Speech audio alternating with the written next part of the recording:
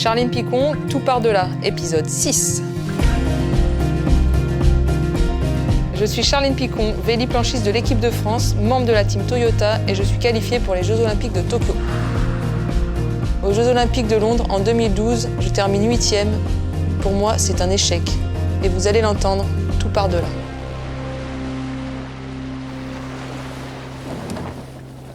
Je suis véliplanchiste, je fais donc de la planche à voile olympique qui s'appelle la RSX et je suis en équipe de France pour préparer Tokyo 2020. Je suis championne olympique à Rio 2016, championne du monde en 2014 et 5 fois championne d'Europe. Quand je saute sur ma planche, je pense plus. Je sens les éléments, la mer, je glisse dessus, j'ai le vent qui remplit ma voile et qui me donne de la puissance. Et c'est une sensation assez unique. Il y a tout un environnement sonore aussi qui va avec. On a le vent qui siffle dans les oreilles, on a le bruit de la planche qui tape dans l'eau, le bruit de l'aileron qui avance. Il y a beaucoup de choses qui se passent. En vitesse, on peut atteindre 25 nœuds, c'est-à-dire 50 km/h, mais il faut que ça souffle fort. Allez Charline, on vire, on part de l'autre côté. Je vous présente Cédric Leroy, c'est mon entraîneur de toujours. On s'est connus quand je suis arrivée sur La Rochelle en sport-études. Il m'a pris sous son aile, il m'a hébergée pendant plus de 10 ans dans son couple, j'ai vu ses enfants naître. Donc c'est pas une relation classique. Cette relation, c'est une fabuleuse histoire de vie. Ça fait plus de 15 ans, quoi. En tout cas, c'est autre chose qu'une relation entraîneur-entraîné, ça c'est sûr. Elle fait partie de la famille maintenant au fil des années. Bon, il me connaît par cœur. Lui, il n'a pas besoin de me demander le matin si j'ai bien dormi ou quoi, il sait déjà. Je sais si j'ai le droit de lui poser une question, s'il faut surtout pas, ou au contraire, si ça va dérouler, quoi. Elle était comment Charline quand je l'ai rencontrée au début? Alors il y avait vraiment deux Charline, une opposée entre la Charline à terre qui était très discrète, très studieuse, et la Charline guerrière sur l'eau là, qui montrait à tout le monde qu'elle était là et qu'il fallait compter sur elle. Très très vite, on détecte des énormes qualités de glisse. Charline, c'est la glisse, c'est la vitesse, c'est la sensation. À l'époque, il ne fallait pas lui demander de faire un footing d'une demi-heure, par contre. Forcément, vraiment. on courait avec les garçons, ils allaient trop vite. Je pense que mon parcours, il s'est fait vraiment progressivement, c'est-à-dire qu'au début, je suis sur une pratique loisir. J'ai pas de rêve d'enfant à me dire je vais être championne olympique. Voilà, j'ai trouvé un sport dans lequel je m'épanouis, où je prends du plaisir. Et puis les résultats font que je passe les étapes, c'est-à-dire rentrer en équipe de France, réussir à faire des podiums, parcours vraiment progressif. Les Jeux Olympiques, c'est quelque chose que j'ai connu assez jeune, devant ma télé, comme beaucoup de monde. Et puis plus j'ai avancé dans ma carrière, plus je les ai regardés avec attention, plus ça m'a fait rêver. Je suivais tout parce que j'étais la première fan des équipes de France qui allaient aux Jeux Olympiques sans imaginer qu'un jour, ça serait moi qui serais à cette position. Aux Jeux Olympiques de Londres, en 2012, je termine 8e. J'étais partie pour aller chercher une médaille, donc beaucoup de déceptions, beaucoup de remises en cause, un questionnement sur savoir si je peux faire mieux, si j'ai été au bout des choses. La réponse pour moi est assez claire. Je pense pouvoir faire mieux et je veux ne plus être médaillable, mais je veux être championne olympique. La période qui l'a certainement beaucoup aidé à se construire, c'est l'échec de Londres. L'échec de Londres permet pour Charline vraiment de se dire voilà, je souhaite ça, je veux plus ça, et vraiment commencer à tracer son chemin et sa route, quoi. Savoir se relever après une défaite, je pense que c'est aussi important. Et on a l'habitude de dire qu'on apprend beaucoup plus dans les défaites que dans les victoires. Donc ça fait vraiment partie d'un parcours de sportif de haut niveau. Salut mon cœur. Ça va? T'as bien travaillé? Impeccable. Nickel.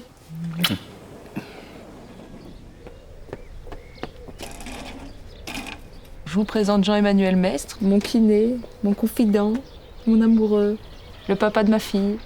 Oui. Au tout début, je ne sais plus si elle s'était... des problèmes d'entorse, je crois. Ah oui, au genou. Au genou, j'arrêtais pas de me faire des entorses. Voilà, c'était la première fois que je l'ai eu comme patiente. C'est ça, je rentrais en sport-études à La Rochelle, donc c'est ça que je suis arrivée au lycée. Ça faisait partie des petites jeunes qu'on m'a envoyées pour les protéger. Voilà, je l'ai bien protégée. On m'avait dit il faut bien faire Fais bien ton attention. C'est une des futures championnes de notre sport. Au quotidien, hein, c'est compliqué. Elle est compliquée au quotidien.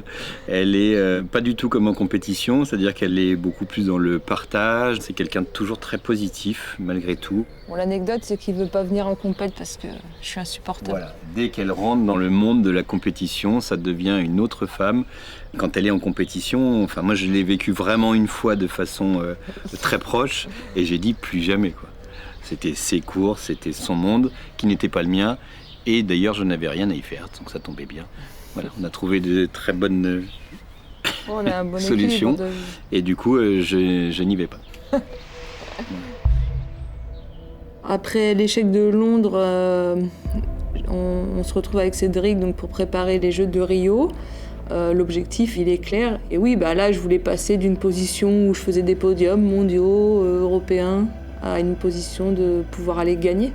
Alors quand on prépare Rio et qu'on arrive à Rio, Charlie et moi, on est clair. On est prêt, elle vient de gagner les championnats d'Europe. On n'avait pas peur de l'annoncer d'ailleurs. Le fait de pouvoir tout simplement réaliser une médaille d'or aux Jeux de Rio, quoi. J'étais vraiment confiant. On est le 14 août 2016. On est 7 filles pour 3 médailles. Je sais que ça va se jouer au mental et au physique. Et donc je pars sur l'eau, je joue mon option à fond, je commence à prendre de plus en plus de vent. Il faut lâcher les chevaux sur le vent arrière, là j'arrive à faire parler ma glisse. Je passe première, il reste encore un tour et j'ai ma chinoise qui est revenue et ça va se jouer entre elle et moi. On jibe en même temps et je vais en direct sur la dernière bouée. Et après il reste plus qu'un tout petit bord pour aller jusqu'à la ligne d'arrivée. Je donne ma vie mais je sais qu'il se passera rien. Rien de plus jusqu'à l'arrivée, je sais que j'ai gagné.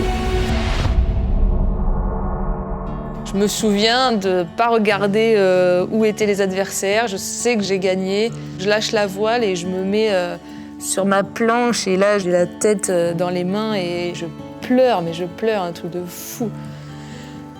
Et non, c'était très très intense. C'est un moment incroyable, c'est la récompense de 4 ans, voire peut-être même de plus.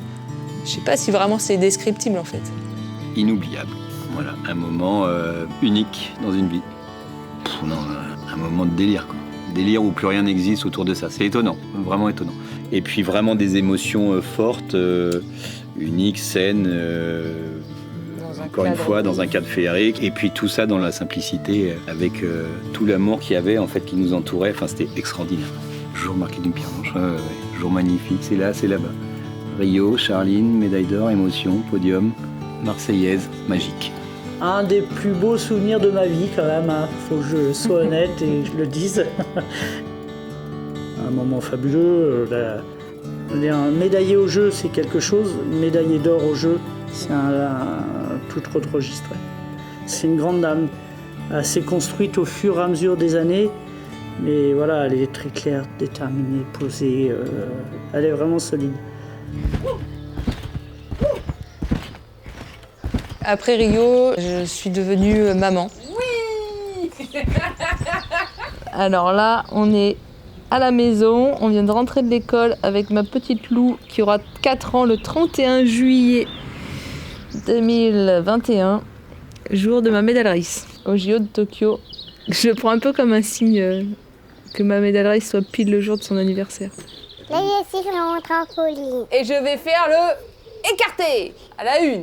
À la 2, à la 3. J'accouche le 31 juillet 2017, soit un an après ma médaille, quasiment, un peu moins. Donc ça a été assez rapide. Et puis je remonte sur une planche en février 2018, soit à peu près 6 mois après l'accouchement. Donc 1 an et demi sans planche. L'année de reprise, c'est assez fou parce que tout a été plus vite que prévu. C'est-à-dire que 6 mois après la naissance de Lou, je remonte sur ma planche avec des moyens physiques pas au top du top, mais suffisants pour aller faire une première régate et terminer 4e 2 mois après la reprise. Et même pas 5 mois après, je suis vice-championne du monde à me dire... il va falloir encore bosser un peu pour reprendre la place de numéro 1, mais tous les voyants sont ouverts. C'est un équilibre d'alterner stage, compète et retour à la maison. Et Lou ? Qu'est-ce que tu dis avec papa quand maman elle est en compétition?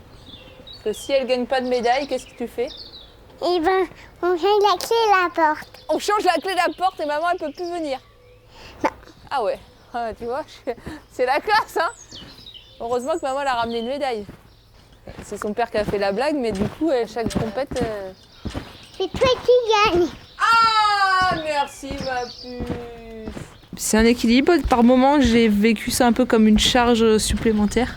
Et c'était pas évident d'arriver à se ressourcer et à reprendre de l'énergie entre les stages. Comme je suis pas là quand même 2 semaines par mois quasiment, donc la moitié du temps, quand je suis là, elle veut beaucoup maman.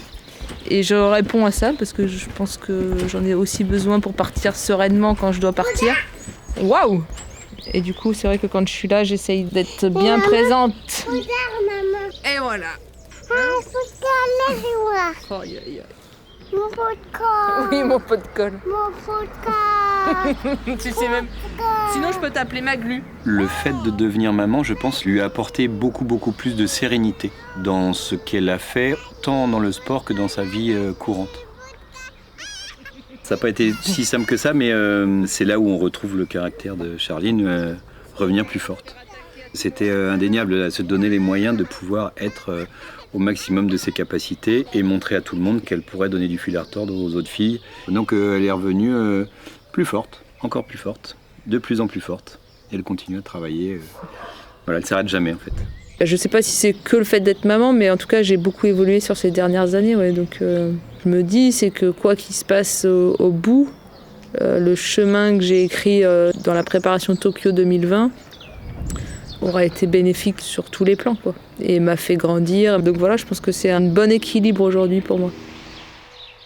Donc aujourd'hui, je suis en pleine préparation finale pour Tokyo 2021 maintenant. Et ces Jeux, c'est un gros défi que je me suis lancé. D'être maman, d'être athlète, de réussir à mener les deux de front, de revenir au plus haut niveau. C'était déjà un gros challenge, de voir jusqu'où je pouvais aller. Ensuite, le deuxième défi qui me paraissait fou et que je ne pouvais pas laisser passer, c'était de devenir double championne olympique. Il n'y a jamais eu de double championne olympique en planche à voile. Ça n'a jamais été fait, donc défi, quoi. Bon, là, je la sens avant Tokyo vraiment au-dessus de sa position dans laquelle elle était avant les Jeux de Rio. Elle est solide et je pense qu'elle est plus forte dans tous les aspects. Ouais. Charline le sait, je suis son premier supporter. Hein. Je suis vraiment pas du genre à dire que c'est bien ou à complimenter. Et vraiment, Charline, c'est une des athlètes qui m'a le plus impressionné dans le sens où quand elle est au pied du mur, j'ai vu faire des choses que j'ai rarement vues chez d'autres athlètes. Ouais. Alors Tokyo, je le sens très bien. En fait, je sens tout très bien. Quels que soient les résultats, de toute façon, elle se sera donné tellement les moyens pour arriver là où elle est qu'il n'y a rien à dire. Je pense que si elle est au summum de son art, elle va écraser la concurrence. Là, nous ne pourrons pas être là, ni les uns ni les autres. Donc, seul notre cœur pourra t'accompagner. Pour Tokyo, tu vas gagner. Ah ouais, carrément. Ça, c'est sûr. Va surtout en profiter. Parce que 2 fois, c'est pas donné à tout le monde. Merci, mon cœur. Qu'est-ce qu'elle doit faire, maman, pour ton anniversaire? Gagner une médaille. Laquelle? La plus Grosse du monde. La plus grosse du monde. Entier. Ah, du monde entier. Comme le ciel. Des fois, je me demande quelle vie j'aurais pu avoir si j'avais pas fait du sport de haut niveau, parce que c'est vraiment une très belle école de la vie, dans le sens où ça permet d'avoir un développement personnel incroyable. Et je pense que c'est le plus important finalement que la médaille en elle-même. C'est le parcours, le chemin qui fait que tu te construis, que tu te relèves de moments difficiles. C'est un beau moteur. Je ferme les yeux, je suis à Tokyo, le jour de ma finale. Je fais un beau départ. Je vais faire parler la glisse, la puissance, et je vais aller passer la ligne d'arrivée en tête, ce qui est synonyme de victoire olympique et de 2e médaille d'or. Allez Charline, fais-le! Je veux que quelqu'un entre! Et Charline Picot est championne olympique! Charline Picot, reine de la glisse! Je suis Charline Picon, membre de la team Toyota et je vous donne rendez-vous à Tokyo. À bientôt, sayonara.